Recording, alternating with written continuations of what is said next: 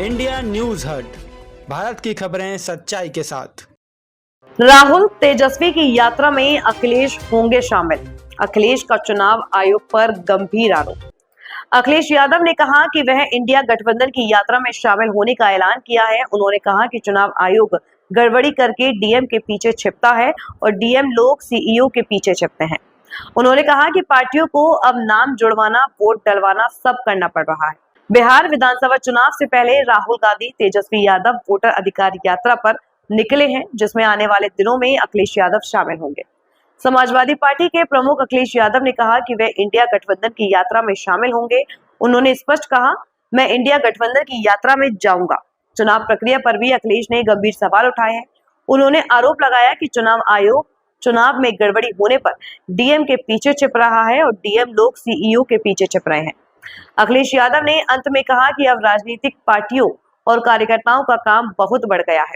नाम जुड़वाना, वोट डलवाना और गिनवाना सब करना पड़ रहा है।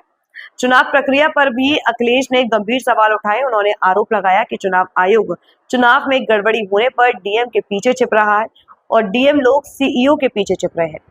अखिलेश यादव ने अंत में कहा कि अब राजनीतिक पार्टियों और कार्यकर्ताओं का काम बहुत बढ़ गया है। नाम जुड़वाना, वोट डलवाना और गिनवाना सब काम करना पड़ रहा है। पार्टी से निकाली गई विधायक पूजा पाल के पत्र पर प्रतिक्रिया देते हुए अखिलेश यादव ने कहा कि यह समझना मुश्किल है कि जो व्यक्ति एक दिन पहले मुख्यमंत्री से मिलते हैं, उन्हें विपक्षी पार्टी के नेताओं को खतरा बताया जा रहा है। उन्होंने कहा कि जब वह हमारे साथ कई सालों तक रही तब खतरा नहीं था, अब खतरा क्यों हो गया। अखिलेश ने साफ किया कि इस मामले की जांच जरूरी है और इसी कारण उन्होंने केंद्रीय गृह मंत्री को पत्र लिखा है, क्योंकि उन्हें यूपी सरकार पर भरोसा नहीं है। अखिलेश यादव ने यूपी सरकार पर भी कई सवाल उठाए।